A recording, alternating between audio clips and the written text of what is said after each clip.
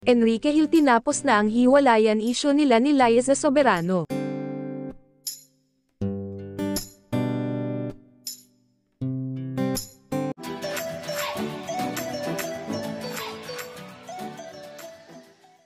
Tinuldukan na ng aktor na si Enrique Hill ang mga haka-hakang matagal na silang naghiwalay ng kanyang longtime girlfriend na si Liza Soberano. Masayang-masaya pa rin together ang celebrity couple na sina Liza Soberano at Enrique Hill. Sa kamakailan panayam ni Gretchen Pulido kay Enrique Hill para sa pelikula nitong I Am Not Big Bird, naitanong niya sa aktor kung sino nang magiging kadate nito sa darating na Valentine's Day. Kaagad naman itong sinagot ni Enrique Hill na ang kanyang makakadate ay walang iba kundi ang kanyang ina dahil nakakalungkot man ay hindi umano niya maaring makasama si Liza Soberano dahil nandoon ito sa United States para i-promote ang movie nito na Lisa Frankenstein.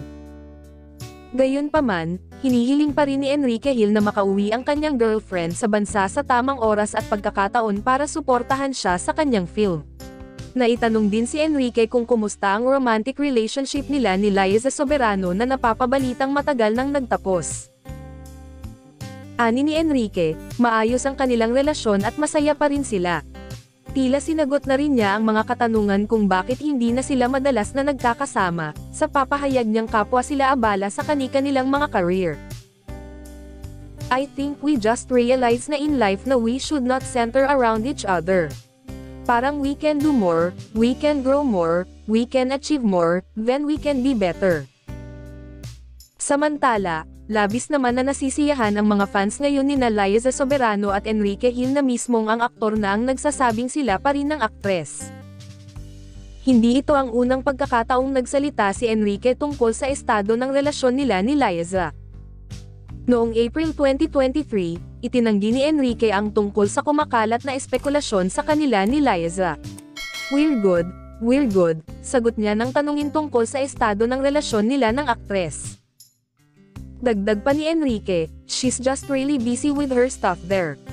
I am going to be visiting her maybe when my schedule clears up. I think she's coming back here. But yeah, we're good.